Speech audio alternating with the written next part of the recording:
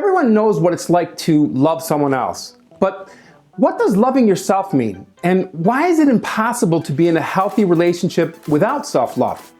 In this video, I explain what self-love is, the steps to take that further develop it, and most importantly, I explain why it's impossible to be in a healthy and happy relationship without it. So don't go anywhere because we're starting in 4 seconds. Hi everyone, I'm Dr. Antonio Borrello.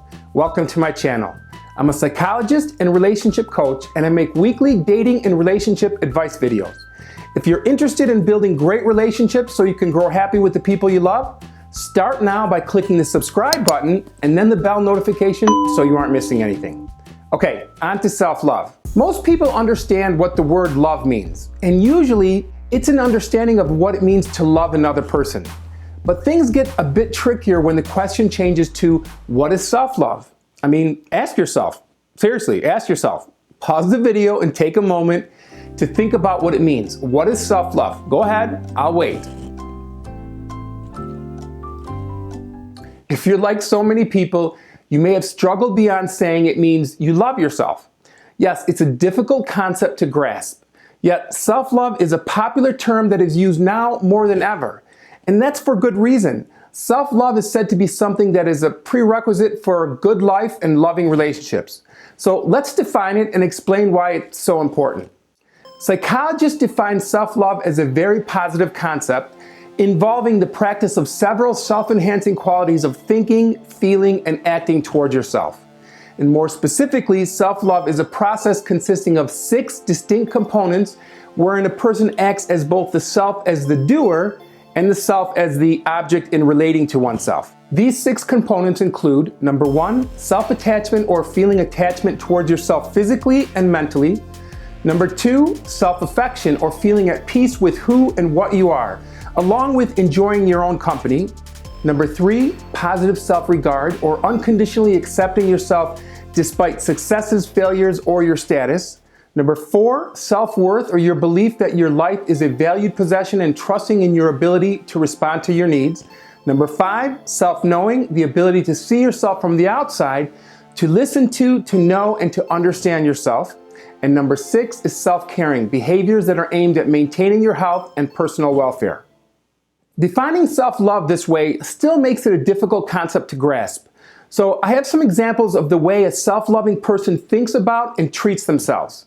So to simplify things, I want you to think about what a healthy relationship between a parent and a child is like.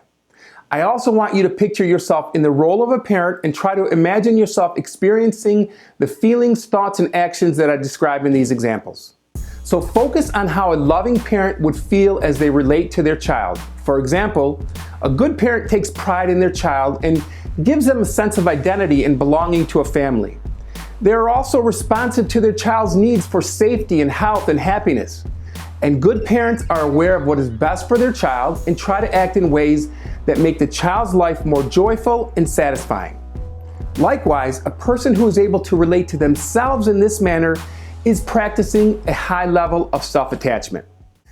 Parents are supportive of their children and hold high but realistic expectations of them. After all, a good parent wants their child to excel and succeed. And when your child makes mistakes or gets into trouble, you don't devalue them or love them any less. Instead, you help them to understand and learn from their mistakes through nurturing and support.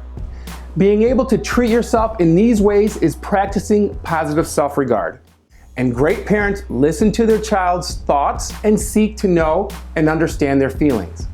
They use this knowledge and understanding to take action with their child's best interests at heart. So now apply this to yourself. Being able to reflect upon and learn and understand your thoughts, your own feelings, and your behaviors is practicing the component of self-knowing. And lastly, a loving parent is concerned for and dedicated to maintaining the health, welfare, and safety of their children. They educate their children on healthy eating and the value of exercise, and they teach them to live a healthy lifestyle. They do their best to protect their child physically and psychologically, and they seek immediate care when the child is ill or in pain. And when you place a high priority on taking good care of yourself, you're practicing self-love.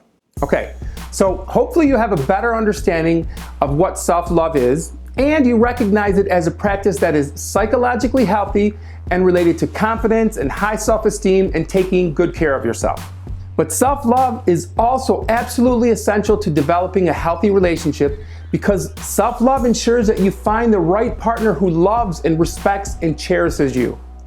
Oh, and that reminds me, please hit that thumbs up button to let me know you're liking this topic. So also note to follow it up with similar videos on topics related to personal growth and healthy relationships. Okay, so how do we cultivate self-love and use it to develop a great relationship? Well, keep watching, because this is the most important stuff. See, practicing self-love in the context of a new intimate relationship is often easier said than done. When we want another person, we often do things that we think will win their affection. And in doing so, so many times people engage in behaviors that are anything but self-loving. The good news, if we commit to becoming our own best friend, we can learn to practice self-love while developing amazingly fulfilling and loving relationships. But it all starts with learning to be your own best friend. And here are the steps to do just that. Number 1, get to know the real you. People don't become best friends overnight. Instead, they spend alone time together and cultivate their relationship through honest communication and sharing. The same is true for becoming your own best friend. You must spend quiet time getting to know yourself through self-reflection and introspection. So make it a priority every day to spend 10 to 15 minutes in solitude where you simply think about yourself and your life. Get yourself a notebook and begin writing your thoughts and journaling during this time. Because writing will help you stay on task and focused only on yourself. So write about what you really like and dislike, write about what drives and motivates you, and write about your goals and dreams for the future. Write as if you were speaking to your future self, and express your thoughts, beliefs, and feelings about the important things in your life. Best friends also plan and share enjoyable activities with one another. Becoming your own best friend will require you to plan and enjoy activities by yourself. So number 2, spend time doing things alone. As you journal, develop a list of activities that you can enjoy doing alone. These solo activities can be hobbies such as exercising or reading and writing or listening to great music or meditating. Practicing these hobbies will help you appreciate your own company, deepen your understanding of yourself, and help you to cultivate self-love. Number 3, practice acceptance and forgiveness. Best friends really listen to one another and offer the safety of trust as they share their true thoughts and feelings. They support one another with acceptance and encouragement, but sometimes they have to practice tough love when we need it. So it's important that you can also engage in this type of acceptance and encouragement for yourself. Being able to comfort and encourage yourself through difficult times will require regular practice.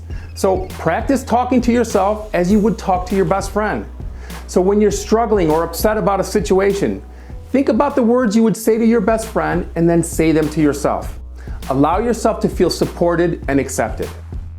Number 4, take good care of yourself. Okay, so this one is obvious, right? We all understand the importance of maintaining our physical and psychological health by engaging in healthy eating, exercising, and overall living. But taking good care of yourself also involves reflective thinking and being responsive to your body and to your feelings as the basis for taking action that is best suited for you. Don't forget this one, because when you're taking good care of yourself, you're strengthening all 6 components of self-love. Number 5, use the best friend test. New relationships can be exhilarating and thrilling and super exciting when things are going well. But they can also be stressful and unsettling when things just aren't right. And this is when loving yourself is absolutely essential. Because when you practice self-love, you're able to walk away from people and situations that are not good for you. See, rather than standing up for themselves and walking away from something that will never work, many people are willing to go to great lengths trying to make things right and keep another person in their life. When a person lacks self-love, they're willing to accept toxic behaviors while hoping their partner changes, or that they're going to win the affection of their new partner. So they compromise their values and beliefs and try to become what they think their partner wants. Of course, compromising your values and beliefs is far from healthy or self-loving. So what do? How does self-love protect you from bad relationships? Well, when entering a new relationship, practicing self-love may require you to look at your life through the lens of being your own best friend. Doing so means that you take the time to honestly reflect on your situation as you would if your best friend were sharing their story with you. Remember, in good times and in bad times, a best friend simply wants what's best for us, without a hidden agenda. So when things are going well, a best friend is there to share in your happiness. But they also stand by you through tough times and challenges. And if someone is treating you badly or taking advantage of you, your best friend is there to stand up for your rights. And this is how you use the best friend test. As you begin dating a new person, you're likely to be confronted by unforeseen situations that make you feel uneasy. And when you're unsure of how to respond to these situations, you can use the best friend test to help you make a decision. The best friend test is a simple litmus test where you imagine how you would support a best friend in the same situation. So think about your best friend and imagine that they're struggling and stuck in the same situation that you're faced with. What would you say to them? How would you advise and support them? Then say these things to yourself and act on the situation. And fight the urge to use self-justification or to ignore what your best friend would advise. Make the decision and then act on it. Using this test along with a promise to act as your own best friend will drastically reduce the possibility of entering into an unhealthy relationship or situation. Your new perspective will foster a new awareness of your relationship with yourself and make it possible to recognize the things that are undermining your well-being and happiness and success in all aspects of your life. Number 6, don't ignore your best friend's advice. We've all been there, hearing that little voice in our head telling us that something just isn't right, but choosing to ignore it in favor of what we want. It's the D word, it's denial. Our brains use self-justification and self-deception to manipulate our thoughts and behaviors to explain, defend, and protect us from recognizing unacceptable truths. And when we blind ourselves to our true motivations and feelings, we are unwittingly sabotaging our own efforts at happiness and satisfying relationships. Don't let it happen to you. Listen to what your best friend would tell you, make the decision, and then act on it, period. Practicing self-love can be challenging, especially in times when we are feeling hurt and facing difficult decisions. But by implementing these 6 tips, you're strengthening your love for yourself and your ability to recognize the things that are undermining your well-being and happiness. Use them. You'll thank yourself later. Look, I know there have been many times in my life when I knew what I should do, but I chose to do something else, despite knowing that I'd be hurting myself in the long run. It happens to all of us. I can think of a few right now, and I know exactly what I told myself to justify my actions. Have you ever been in a situation or a relationship that you knew was bad, but you chose to continue despite knowing? Why did you do it? I'd love to hear your story, so please leave a comment and I promise to respond. Oh, and if you're interested in another video on knowing that you're in a great relationship, click the card that appears up here. And if you're interested in seeing more videos that will help you build great relationships so you can grow happy with the people you love, be sure to subscribe and hit that bell notification so you aren't missing anything. And please hit that thumbs up button to let me know that this video was helpful, and I'll know to make more videos on topics that are similar. Thanks for watching. I'll see you in the next video.